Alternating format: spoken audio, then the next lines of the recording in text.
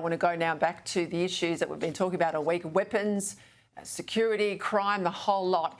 This week there's been a nationwide crackdown by police on illegal firearms. Already to date, more than 1,000 weapons have been seized, 184 arrests across Australia as well. This is what I'm really interested in tonight. 281 of those items seized and arrests related to 3D printed or privately manufactured weapons. Now, that's a massive concern for authorities. Joining me now to discuss this, crime editor at the Daily Telegraph, Mark Morri. Hi, Mark.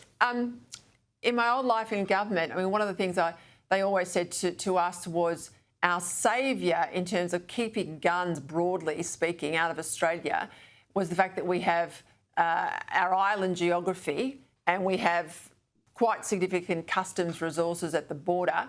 But once you've gone down the path of technology and the arrival of the 3D printer and the capacity to make a gun from that printer with plans just emailed over the internet, I mean, that's really changed the game. Help us understand what's happening here.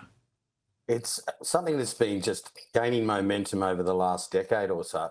I remember about 15, 20 years ago, New South Wales Police purchased a 3D printer to make a weapon, and they said when they fired it actually backfired and people were getting injured with them. But now, as you said, technology has just advanced so much that now you have people are able to make incredibly sophisticated 3D weapons. I was just told the other day that they can actually make them so they can hold up to 30 rounds. They used to be single shot, but now they can actually make them into mini machine guns. That's how frightening it is. And again, our porous borders, well, you know, now it's impossible to detect because they put the metal parts in, car parts, and they find all sorts of ways to put in bits and pieces, and they're now making these hybrids which are metal and plastic. See, what I was always told was they still required some level of metal componentry because in ballistics terms, once the bullet's in the chamber and has to exit the weapon, it gets really hot and you can't get the plastic to tolerate the heat of the bullet. But if you've got perhaps coming by a post, you're saying being secreted in other things coming into the country, the metal components, and then you print everything else back here in Australia and you assemble it.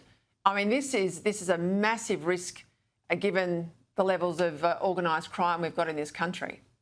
That's right, and it's become a very, very big problem. So much so that Mal Lanyon, our new police commissioner, brought it up at the commissioners' meeting that's going on in Tasmania. He realises it's such a big problem. It gives so many more people access to weapons. It makes them a lot cheaper.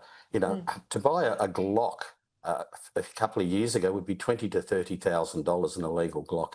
Now these weapons are being made for next to nothing, and that means you get young people who can get hold of them, not just organised crime figures, but young guys who pretend they want to be gangsters are able to have, oh gee, look what I've got. So it broadens the availability to a whole new kind of number of people, including a lot of young people who, we know they don't have impulse control and they're not just organised crims, they're just, want to be gangsters.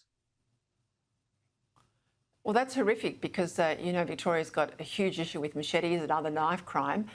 Most of those were freely available through gardening stores and on the internet. There's been a partial crackdown. I don't know how successful it's really going to be. I think the good people hand in these sort of weapons in an amnesty. The bad guys don't. They just stockpile them. But if guns are also likely to be part of the mix, as we've just discussed, I mean, that's a huge concern. I know you cover New South Wales crime, but look south to Victoria. Give me your sense of things that you've watched over recent months, because if you are a Victorian, it's hard not to think that the state's broken when it comes to lawlessness, crime, and I have to say even the judiciary and the way in which people charged with very violent offences seem to get bail. Yeah, well, that's a problem that's here in New South Wales. It seems to be across the state. We have multiple young juvenile offenders who are just repeatedly committing crimes while on bail. But Victoria does seem to have a problem, especially, in the city. We've seen some incredible things that are, quite frightening. New South Wales will be counting their lucky stars. We haven't really seen it to that degree.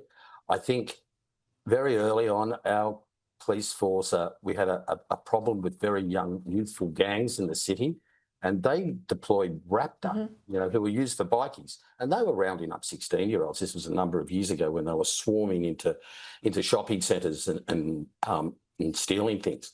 So their tactics were a little bit more aggressive. I don't know if Victoria are a little bit more passive, but New South Wales does have a problem out in the bush.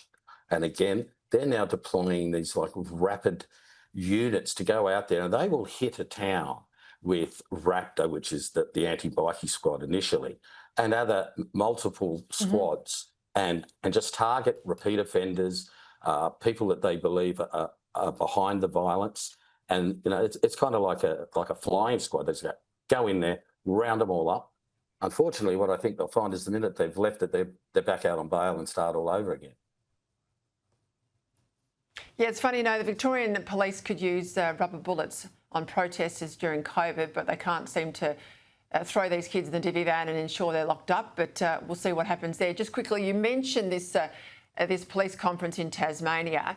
We know, of course, the breaking news today in Victoria was our new Police Chief Commissioner didn't take a commercial flight, spent thousands of dollars on the police helicopter to go from Melbourne across Bass Strait into Hobart.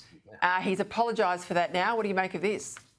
I think he should have learnt from what was been happening in New South Wales over the last couple of years, that you've got to be incredibly careful when you're using police resources or spending money. We saw Karen Webb, former commissioner, get in a lot of trouble over spending money on bottles of gin. Even Mal Lanyon, who's just been appointed the police commissioner, there was an attempt to kind of derail his appointment by saying that he took some friends on a police boat on New Year's Eve. So that transfer, he should have been looking at that and gone, gee, we've got to be very careful now. This is a world where everything is scrutinised. And a police chopper, I mean, they really are specialised equipment used to be, for emergencies. I mean, it really beggars belief, that one. Yeah, rightly has apologised. I'll leave it there. Mark Morri, thank you.